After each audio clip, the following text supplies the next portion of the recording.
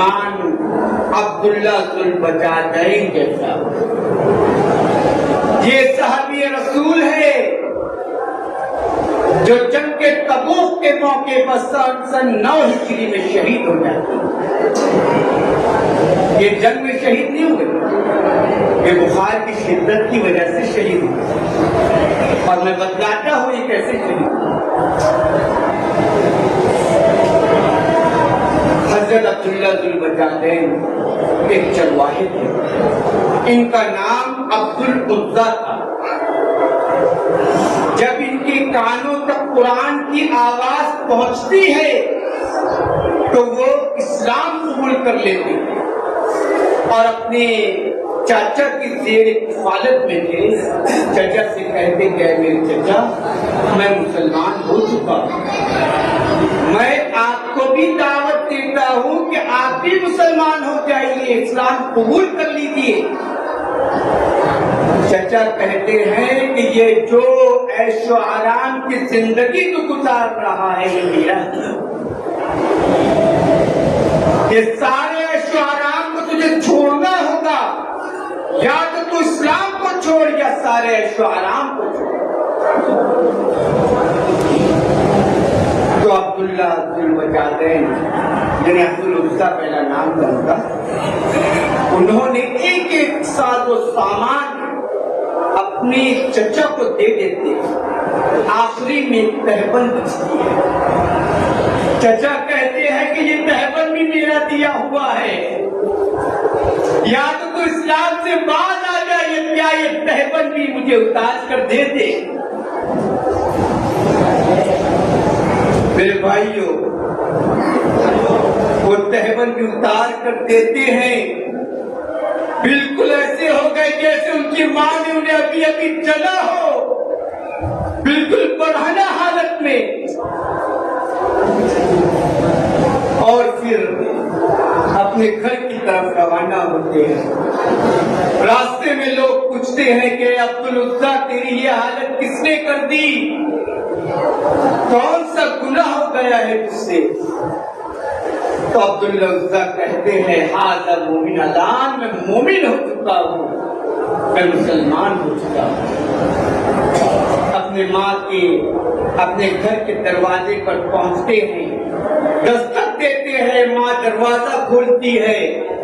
جب اپنے بیٹی کی یہ حالت دیکھتی ہے تو ماں ماجرا پوچھتی ہے، تو کیا کہتے ہیں عبداللہ ذوالبجادین کہ ماں میں مسلمان ہو چکا، میں نے اسلام قبول کیا ہے۔ ماں کا بھی دروازہ بند ہو گیا، برہنہ حالت میں ہے۔ ماں سے التجا کرتے ہیں کہ میری ماں مجھے کوئی چادر دے دے جس سے میں اپنی شرمگاہ کو ڈھانپ سکوں۔ ماں نے ایک چادر دے دیا، اس چادر کے انہوں نے 2 ٹکڑے کیے، ایک ٹکڑا سونے کے لیے استعمال کرتے تھے اور ایک ٹکڑے کا انہوں نے تہبند بنایا۔ اب مدینہ کے لیے روانہ ہو گئے۔ مدینہ پہنچنے کے بعد فجر کا وقت ہے، اذان بلالی گونجتی ہے، اللہ اکبر کی صدائیں بلند ہوتی ہے۔ حجرہ عائشہ سے نبی کریم صلی اللہ علیہ وسلم تشریف لاتے ہیں۔ نماز کے بعد عبداللہ ذوالبجادین کو دیکھتے ہیں۔ عبداللہ ذوالبجادین سارا معاملہ یعنی سارا ماجرا بتلاتے ہیں، تو کہتے ہیں آپ صلی اللہ علیہ وسلم کہ عبداللہ ذوالبجادین، اگر تم نے ایمان کو بچا لیا اور اپنے سارے عیش و آرام کی کو تیاگ دے دیا تو تم نے کوئی گھاٹے کا سودا نہیں کیا۔ اور اسی وقت ان کا نام عبد العزا سے بدل کر عبداللہ ذوالبجادین رکھ دیا، یعنی 2 چادروں۔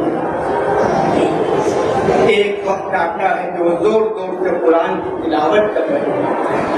حضرت عمر بن خطاب رضی اللہ تعالی عنہ انہیں ڈانٹتے ہیں، کہتے ہیں کہ تم اتنی زور سے قرآن کی تلاوت کرتے ہو اور لوگوں کو ڈسٹرب ہوتا ہے۔ تو حجرہ عائشہ سے نبی کریم صلی اللہ علیہ وسلم کی آواز آتی اور کہتے ہیں کہ اے عمر، ان سے کچھ مت کہیے، انہوں نے تو اسلام کے لیے سارے عیش و آرام کی قربانی دی. پھر ایک مقام ایک وقت جنگ تبوک کے موقع پر سن 9 ہجری میں جہاد کا اعلان ہوتا ہے. عبداللہ ذو البجاجین جہاد پہ جانے کی تمنا ظاہر کرتے ہیں. آپ صلی اللہ علیہ وسلم نے عبداللہ ذو البجاجین کے لیے دعا کی اور کہا کہ رب العالمین میں کافروں پر عبداللہ ذو البجاجین کا خون معاف کرتا ہوں. عبداللہ ذو البجاجین کہتے ہیں کہ یا رسول اللہ میری تو تمنا شہید ہونے کی اور آپ نے کافروں پر میرا خون معاف کر دیا.